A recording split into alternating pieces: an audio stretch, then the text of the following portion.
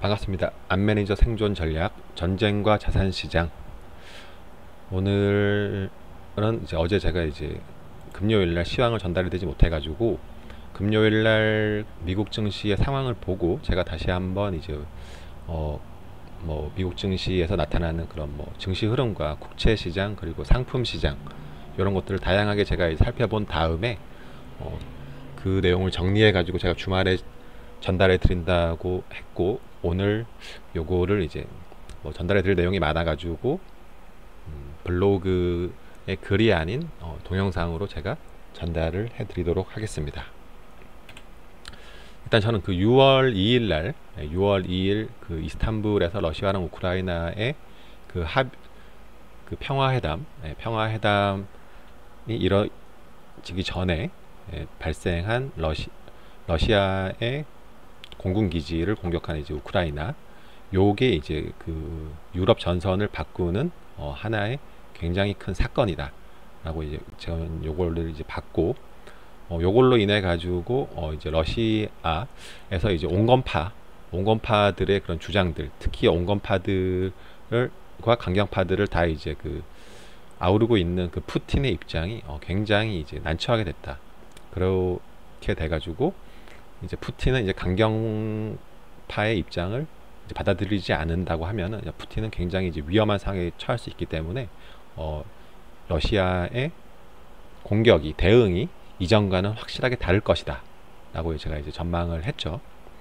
그리고 이제 다시 이제 이스라엘이 이란과 미국이 핵 협상을 하고 있는 와중에 마지막 그 15일 날 원래 협상 예정되어 있었는데 그거를 이제 하기도 전에 이스라엘이 먼저 이란을 선제 공격함으로 인해 가지고 지금 중동이 굉장히 이제 위험한 상황에 이제 치닫게 된 거죠. 요 두 가지 그 사건에 대해서 공통점은 트럼프는 우크라이나 러시아 드론 공군기지 공격을 보고받지 못했습니다. 우크라이나 측에서 미국에 통보를 했다라고 하지만 그게 누구한테 통보를 했는지는 모르겠고, 일단은 트럼프는 보고받지 못한 것으로 이제 확인되었고요. 그 다음에 이번에 그 이스라엘이 이란을 공격하는 거는 보고를 트럼프가 받았는데 하지 말라고 했거든, 트럼프는. 근데 네타냐후가 독자 행동을 저지른 것으로 알 수가 있습니다. 즉, 요 두 가지 사건에서 우리가 알 수 있는 것은 트럼프는 기존에도 제가 전달을 해드렸지만 평화주의자입니다. 트럼프는 전쟁을 원하지 않고 어떻게든 협상으로 일을 잘 마무리 지으려고 하는데, 네오콘은 트럼프와 생각이 완전히 다릅니다. 나토와 네오콘은 전쟁을 어떻게든 이제 확전으로 끌고 가려고 하고,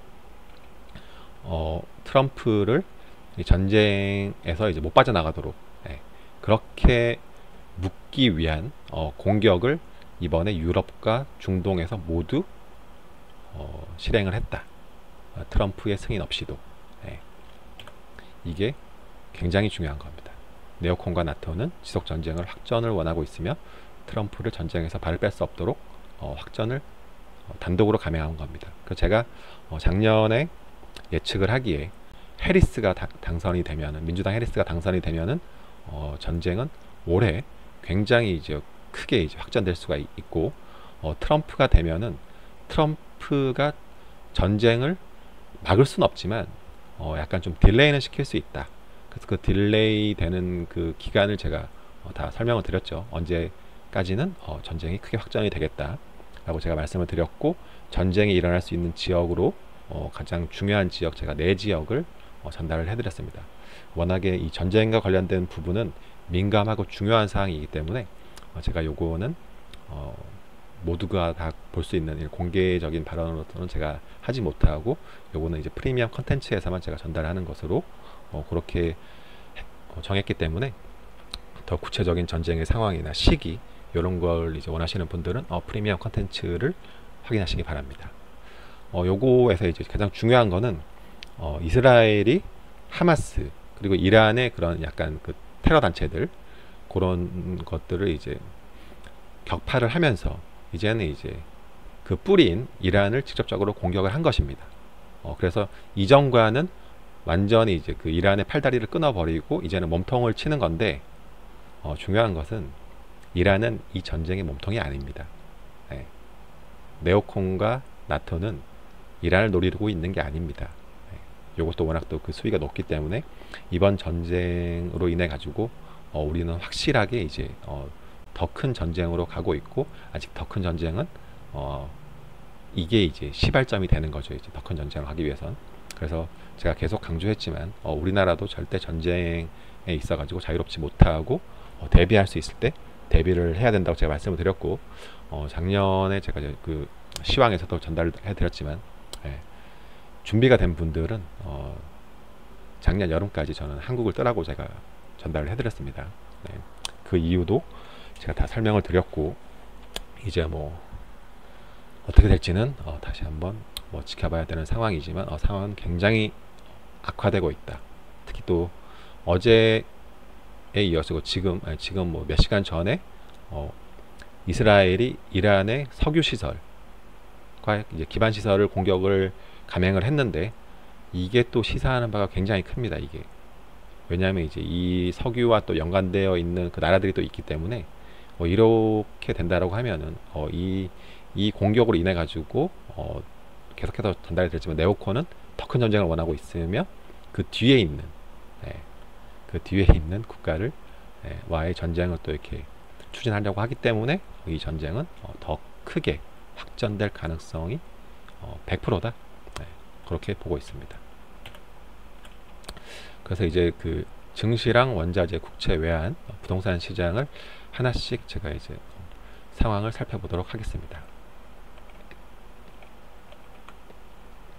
일단 그 우리나라 증시를 보시면은 제가 이제 요 부분은 요 상승은 제가 이제 어느 정도 이제 예상을 했고 좀 이렇게 인정을 하는 모양새이고, 요 상승이 상승과 하락, 정상적인 상승으로 나왔습니다. 이게 근데 여기서 조정을 받고 여기서부터 나온 이 상승은 저는 좀 이거는 좀 정상적인 상승으로 보지 않는다.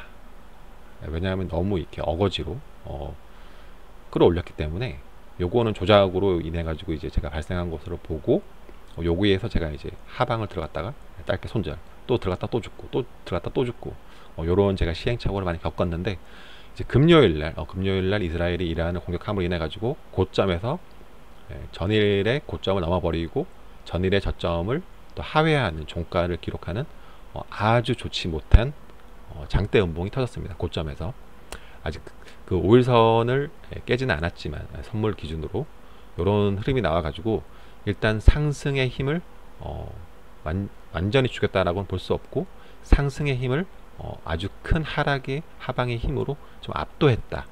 이렇게 볼 수 있는 차트가 요날 나왔죠. 요날 나왔고, 요걸 이제 확인을 하려면 요 380 라인, 요 380 라인이 깨지면은 이제 금요일날 발생한 요 고점이 단기 고점이 될 가능성이 굉장히 높습니다. 그리고 이번에 나왔던 요 조작으로 인해 올렸던 요 구간이 이제 지속이 되려면 이번 달 기준 6월 말 기준으로 요 363 선물 기준입니다. 363 구간을 지지를 하면은 다시 또 위로 갈 수 있습니다. 근데 요 구간을 지지를 못하고 요 아래를 깼다. 그러면 그때는 우리는 요 아래 지난 4월 폭락 때 발생한 요 저점을 확인하러 갈 가능성이 굉장히 높다. 이렇게 예상을 할 수가 있습니다. 그리고 요거는 이제 코스피 지수로 본 모습인데, 코스피는 24년 7월에 고점을 돌파했죠. 아까 선물에서는 돌파를 못했는데, 저는 이제 그 선물과 코스피 둘 중에 이제 어떤 걸 기준으로 삼냐라고 보면은 저는 이제 선물을 기준으로 합니다. 왜냐하면 선물 기준으로 그런 뭐 차트의 모습들이 더 정확하게 맞았기 때문에 코스피는 조금 그 선물보다는 좀 페이크가 있다.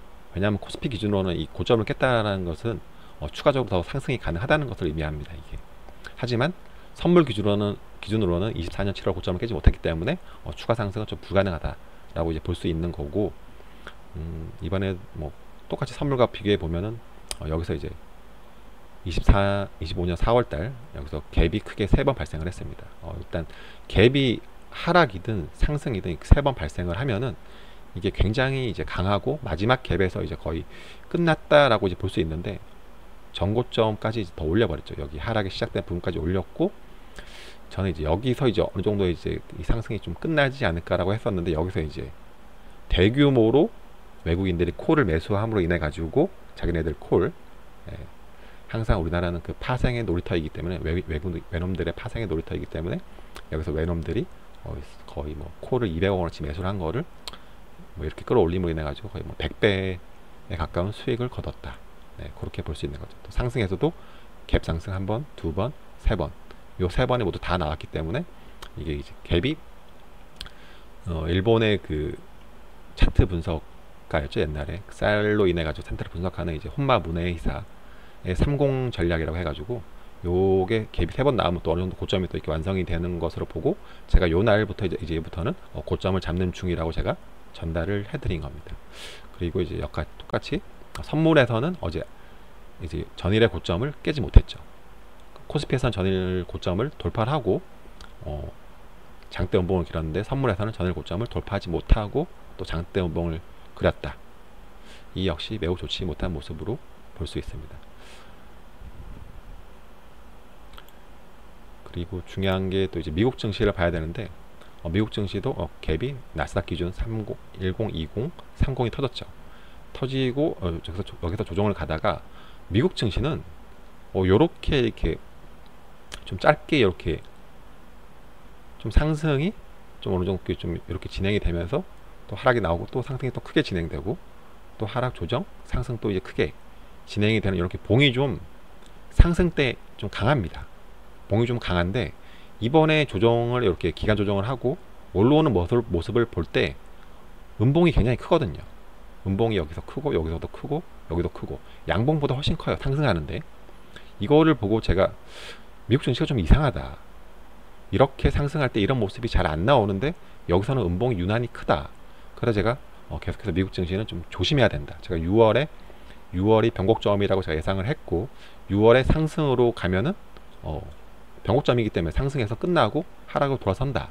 반대로 6월 하락으로 갔다가 이제 하락이 끝나고 다시 상승으로 돌아갈 수도 있는 이런 모습도 제가 예상을 했었는데 일단 상승으로 갔기 때문에 이 상승이 가고 하락으로 돌아설 것이다.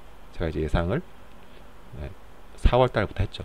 제가 그걸 예상을 4월 달부터 하고 어제 이제 갭으로 떨어지면 제가 좀 상당히 위험한 구간이 될 수가 있다라고 했는데 갭으로 떨어지고 약간 추세가 꺾이는 듯한 모습을 보여주고 있습니다. 그리고 더 중요한 이 다우 지수의 모습을 보면은 다우 지수도 여기서 상승하는데 굉장히 이제 막 지저분하게 이렇게 막 상승하거든요. 조금씩 상승하고 있어가지고 좀 너무 약한데 라고 제가 또 예상을 했고 다우 지수를 조심하자라고 제가 계속해서 시황을 통해서 제가 전달해 드렸습니다. 그래서 봤더니 요렇게 헤드앤숄더 패턴, 바닥 패턴이 요렇게 이제 나온 것으로 조금 볼 수가 있는데 여기서 이제 좀 밀려가지고 만약 다우 지수가 요 4700 라인, 요 라인을 깨고 왼쪽 어깨죠. 요 라인을 깬다라고 하면은 다우 지수도 요 이전 저점을 테스트할 가능성이 굉장히 높다. 그래서 요 구간을 깨면은 위험해진다 라고 이제 볼 수 있는 거죠. 그 타이밍에 대해서도 제가 뭐 대략적으로 알고 있으나 그거는 공개적인 시황에서 제가 전달해 드리기는 어렵고 프리미엄 컨텐츠에서 확인하시면 될 것 같습니다. 그리고 또 중요하게 봐야 될 게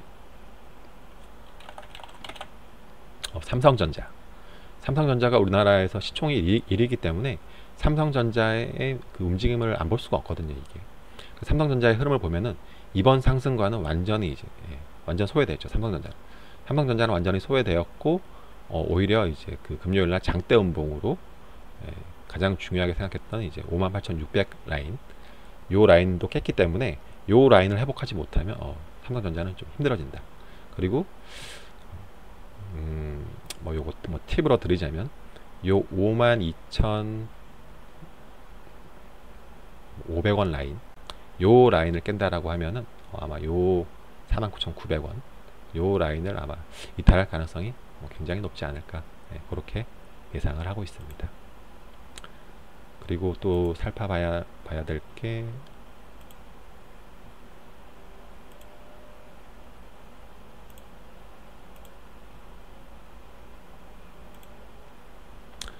유가, 전쟁과 이제 가장 큰 영향이 있는 상품으로 제가 이제 유가랑 금을 제가 이제 계속해서 강조를 하고 있는데, 일단 금을 먼저 보면은 저는 원래 여기서 이제 4월 고점을 찍고 조정을 예상을 했었습니다. 3,500 구간을 돌파하면 무조건 조정 나온다, 이따가 고점이다, 제가 예상을 했고, 제가 좀 기다린 구간은 이 구간은 아닙니다. 이 구간은 아니고 저는 여기서 조금 더 큰 하락을 예상을 했었는데, 이게 여기서 하락을 5월달에 다시 돌려버리는 거예요. 5월 15일날 정확하게 요 날이 무슨 날이냐고 하면은 러시아랑 우크라이나가 회담, 평화협상 1차 평화회담을 한 날입니다. 요 날 돌려버리고 다시 이렇게 올라가는 모습을 보면서 이거 전선이 조금 더 격화될 가능성이 굉장히 높다, 제가 이렇게 예상을 했었죠. 그래가지고 저는 그 격화되는 그 구간을 저는 이제 7, 8월로 예상을 했었는데 그게 지금 좀 당겨진 상황이 됐다. 그래서 이런 걸 보면은 상품 시장이나 증시의 그런 자금 흐름을 보면은 전선이 어떻게 될 건지, 앞으로 뭔 일이 발생할 건지를 미리 좀 그걸 좀 타이밍을 좀 알 수가 있거든요, 이거를. 왜냐면 돈은 항상 미리 움직이기 때문에 그렇습니다. 어떠한 지정학적 이벤트가 발생하기 전에 돈이 미리 움직인다는 얘기는 누군가는 그걸 미리 알고 있다는 거거든요. 제가 거의 뭐 20년 동안 요거만 진짜 추적 관찰하고 분석하고 계속 제가 요거만 팠는데, 저는 모든 이벤트가 발생하기 전에 항상 돈은 미리 움직인다, 그래서 그걸 알고 있는 세력들이 있다. 그래서 그게 이렇게 차트로 나온다, 그런 걸 제가 이제 전달해 드리는 거죠. 그래서 여기서 이제 금이 다시 요 3,509달러 전고점을 돌파한다라고 하면은 매우 큰 그런 상승이 나올 가능성이 높습니다. 그래서 여기에 대한 대응 전략도 제가 프리미엄 컨텐츠에 전달을 다 해드렸고, 뭐 확인하시면 될 것 같습니다. 그리고 다음번에 이제 유가를 살펴보면은 요때 기나긴 하락 추세를 돌리는 흐름이 요날 5월달 거의 4월달 바닥, 5월달 쌍바닥 이렇게 확인을 한 거죠. 이렇게 쌍바닥 패턴을 확인을 하고, 이렇게 확인하고 여기서 돌리는 이런 모습이 이제 나왔죠. 뭐 제 자랑은 아니지만 저는 정확히 유가를 요날 5월 5일 월요일이기 때문에 못 들어갔고, 아마 제가 5월 4일인가 5월 6일인가 5월 6일날 아마 제가 들어간 것 같은데, 저는 그날 연을 유가를 오늘 아마 잡았죠, 연을. 그래서 지금 수익이 상당히 높습니다. 상당히 높고, 이제 유가는 여기서 이제 또 대응할 수 있는 그 구간이 어느 정도 이제 1차 고점 라인을 제가 또 알고 있고, 그 다음 2차도 제가 알고 있는데, 여기서는 일단 공개를 하지는 않고, 그것도 프리미엄 컨텐츠를 통해서 확인하실 수 있고, 여기서는 일단 유가는 확실하게 추세를 돌렸다. 이것도 보면, 유가도 보면은 전선이 좀 확전될 거라는 것을 미리 알고 있던 사람들이 요렇게 이 차트를 만들고 돌린 거죠, 이거. 미리 매집한 겁니다. 그래서 돌리는 흐름이 나왔고, 유가는 제가 블로그에도 썼지만 아마 제가 블로그에 올 초에 쓴 걸로 알고 있는데, 많은 사람들이 이제 경기 침체를 막 예상을 해가지고 유가가 뭐 50달러를 뭐 하회할 거다 이렇게 예상을 했었는데, 저는 이제 블로그에다가 50달러보다는 100달러 찍는 게 더 빠를 것이다. 그래서 우리는 고유가에 대비하자라는 제가 글을 쓴 걸로 알고 있는데, 다 증거들이 다 남아 있으니까 확인하시기 바랍니다. 그리고 이제 중요한 게 상품 시장은 했고, 또 우리가 주요하게 봐야 될 게 이제 국채 시장입니다.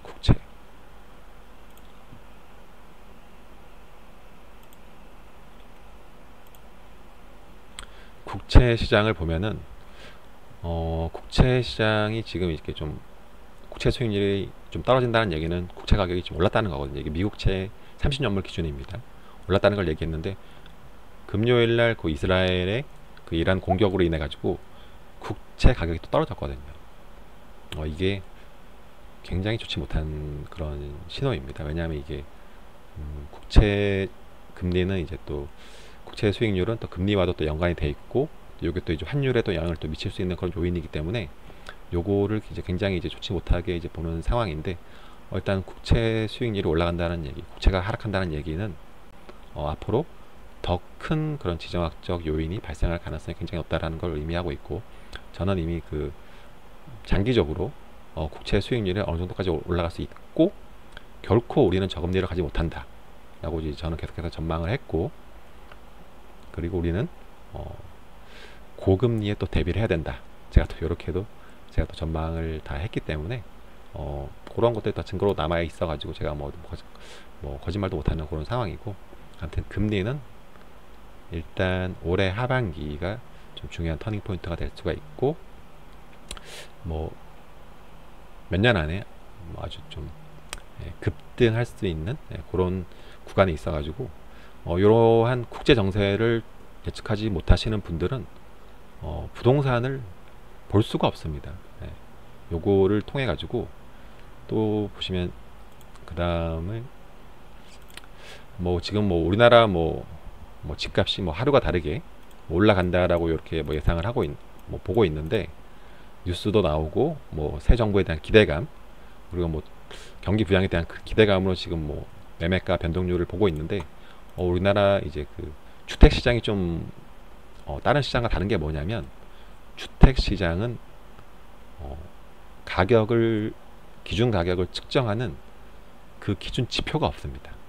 이 가격이 서울 강남 아파트 가격이 왜 30억인지, 왜 평당 2억인지, 왜 평당 1억 5천인지 하는 구체적인 그 지표가 없고, 사람들의 그 시장 심리에 의해 가지고 굉장히 좀 이렇게 좀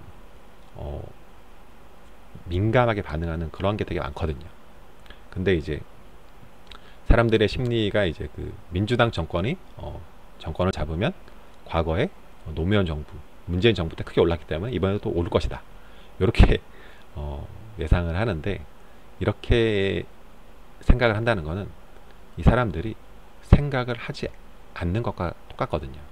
사람들이 생각 없이 행동하고 있다, 이거는 굉장히 이제 그 위험한 구간을 볼 수 있고, 저는 이제 올해 초 집값을 전망할 때 강남 기준이 서울 기준이 아니라 전반적으로 큰 상승도 없고 큰 하락도 없다라고 저는 이제 올해를 전망을 했고, 중요한 거는 올해가 아니라 내년, 내후년 그 이후다.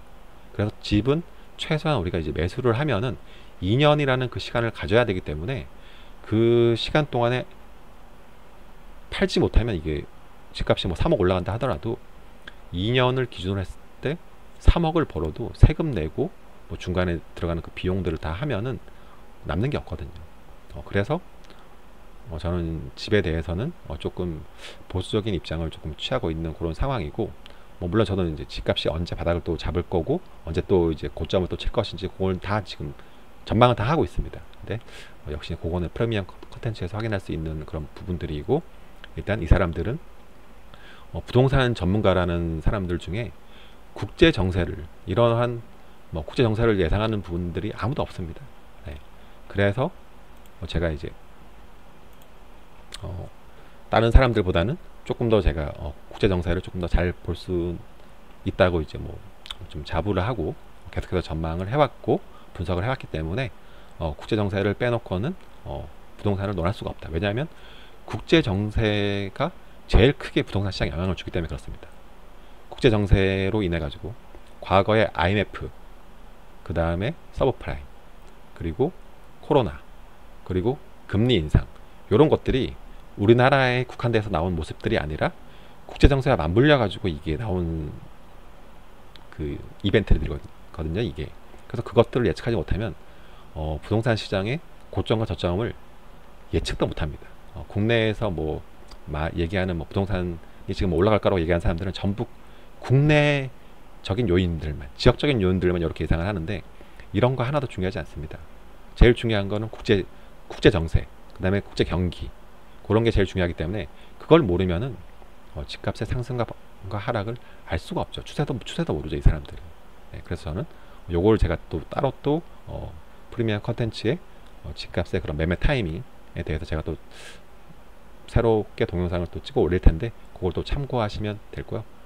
그다음에 또 외환 시장을 제가 못 봤는데, 외환 시장을 다시 살펴보면은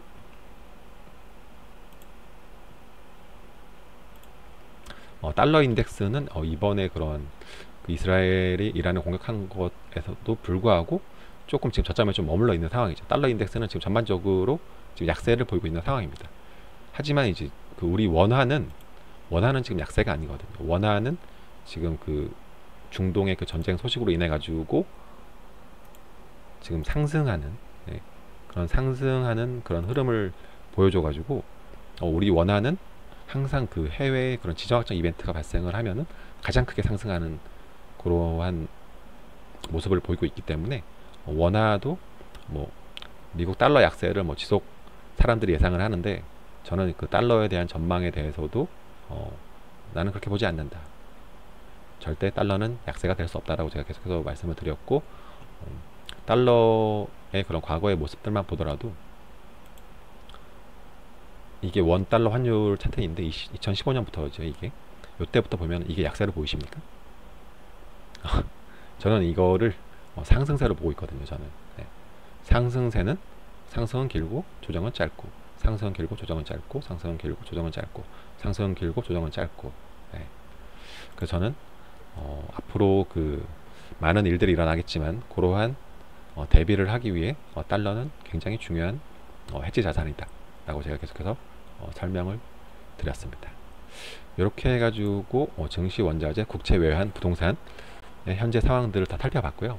가장 민감하게 그 반응하는 시장은 일단 원자재 시장이었고, 그리고 그 다음이 증시, 그리고 국채, 외환 시장, 이렇게 지금 현재는 판단할 수 있습니다. 그리고 제가 항상 말씀드리지만 시장의 상승과 하락 이유를 찾지 말고 대응하자. 자신의 생각과 반대의 경우를 모두 다 이제 열어놓고, 리스크 관리는 내 생각과 시장이 반대로 움직이면 무조건 대응해야 됩니다. 대응하지 않으면 시장이 끌려다니는 그런 모습이 뭐 흔하게 일어나고 장기로 이제 물리는 경우가 많기 때문에 무조건 내 생각과 시장이 반대로 움직이면 대응. 시장이 상승하는 이유는 돈 벌려고, 시장이 하락하는 이유는 역시 돈 벌려고. 이거 하나밖에 없습니다. 네, 제가 타짜를 많이 인용해서 제가 설명을 드리는데, 고니가 고학년한테 이제 막판 이제 그 아기가 이제 해놓은 그 판에 이제 왜 왔냐고 이제 물어보는 그 장면인데, 이제 고학년이 돈 따러 왔다 이렇게 얘기를 하고, 이제 고학년이 이제 반대로 이제 고니한테 물어보죠. 너는 왜 왔냐고. 역시 고니 역시도 돈 따러 왔다라고 이제 얘기를 합니다. 이게 이유거든요. 시장이 상승과 하락하는 이유는 돈 벌려고, 다른 이유 없습니다. 매일매일 시장 상황은 바뀌고 매일매일 환경은 바뀌기 때문에 이유는 갖다 붙이기 나름이거든요. 이거는 그거는 본질이 아니고, 뭐 상승과 하락 이유를 계속해서 이제 찾으려고 하시는 분들은 아마 죽을 때까지 찾아도 못 찾을 겁니다. 그건 이유가 아니기 때문에. 중요한 거는 상승을 하든 하락을 하든 이유를 찾지 말고 대응을 하자. 이유를 찾기 전에 그 전에 미리 이제 분석을 하고 예측을 하고, 그 예측과 이제 시장이 똑같이 움직이면 그대로 이제 자신의 전략을 유지하면 되는 거고, 반대로 움직이면 대응하면 되는 겁니다. 그리고 모든 시장, 어떤 한 시장만 볼 수 없고, 부동산, 국채, 증시, 환율, 원자재 모두가 다 이제 서로 이제 맞물려 가지고 이제 움직이는 이 메커니즘을 파악하는 게 굉장히 중요하거든요. 저는 이제 굉장히 많은 그런 시간과 돈 이런 것들을 잃고 많이 이제 소모를 했죠. 그렇게 인해 가지고 제가 이제 제 나름의 그러한 뭐 확실한 논리를 제가 이제 만들어 가지고 그런 것들을 전달해 드리고 있고, 이런 것들을 전달해 드림에 있어 가지고 무료 정보와 이제 유료 정보의 차이는 확실합니다. 유료 정보를 이제 뭐 못 보신 분들은 무료 정보에서 이제 계속해서 이제 유튜브나 요즘에 워낙 정보가 많다 보니까 그러한 무한한 그런 정보 속에서 이게 진짜인지 아닌지를 판단하는 게 굉장히 중요하거든요. 이 사람이 어떠한 그 논리를 갖고 있고 어떠한 자기만의 그런 철학으로 이걸 풀어내는지, 그거에 대해서 또 풀어내고 이제 그 예측까지 할 수 있는 사람들이 진짜 전문가라고 볼 수 있는 거죠. 근데 이제 그 자기만의 철학이 있고 논리가 있고 경험이 있는데 그걸 통해 가지고 예측하지 못한다. 그럼 이 사람은 전문가라고 볼 수 없는 거죠. 틀리더라도 계속해서 그 시장을 예측을 하고 분석하고 예측하고, 다시 이제 틀리면 다시 또 수정하고, 이러한 모습들을 거쳐 가지고 확실하게 자기만의 그 논리를 갖고 있어야 시장을 보는 눈이 조금 더 발전할 수 있다라고 이제 볼 수 있는 겁니다. 그래서 이 모든 시장은 연관되어 있기 때문에 어느 한 시장만 볼 수 없고, 제가 이제 이 시장을 다 볼 수 있는 이유가 다 맞물려 있기 때문에 예. 부동산은 예, 국채 수익률, 금리랑 연관되어 있고 또 국채는 또 환율과 또 연관되어 있고 환율은 또 원자재랑 또 연관되어 있고 또 이는 또 증시랑 또 연관되어 있기 때문에 어느 한 곳도 지금 맞물려 있지 않은 시장이 없다. 그리고 현재 시장에 가장 크게 영향을 주는 요소는 저는 2022년 5월부터 저는 전쟁이라고 제가 말씀을 드렸죠. 그때부터 전쟁과 시장은 뗄래야 뗄 수 없는 관계이기 때문에 전쟁을 분석하는 게 가장 중요하고 그 다음이 이제 그 전쟁과 시장의 그 흐름 그때그때의 그 흐름을 봐가지고 대응하는 전략이 또 중요하다. 그래서 제가 매일매일 시황으로 대응 전략을 전달해 드리고 있는 것입니다. 본 내용은 저 안매니저 개인의 지극히 주관적인 분석 예측이며 매수 매도 추천이 아님을 명심하시기 바랍니다. 저 안매니저는 투자의 책임에 일절 관여하지 않습니다. 일단 더 뭐 구체적인 대응 전략을 원하시는 분들은 제 프리미엄 컨텐츠를 방문해 주시면 거기다 전략이 나와 있기 때문에 뭐 그걸 참고하시면 될 것 같고요. 뭐 요런 걸 뭐 원치 않으시는 분들은 그냥 요렇게 간단한 그냥 시장 상황에 대해서 참고만 하셨으면 좋겠습니다. 감사합니다.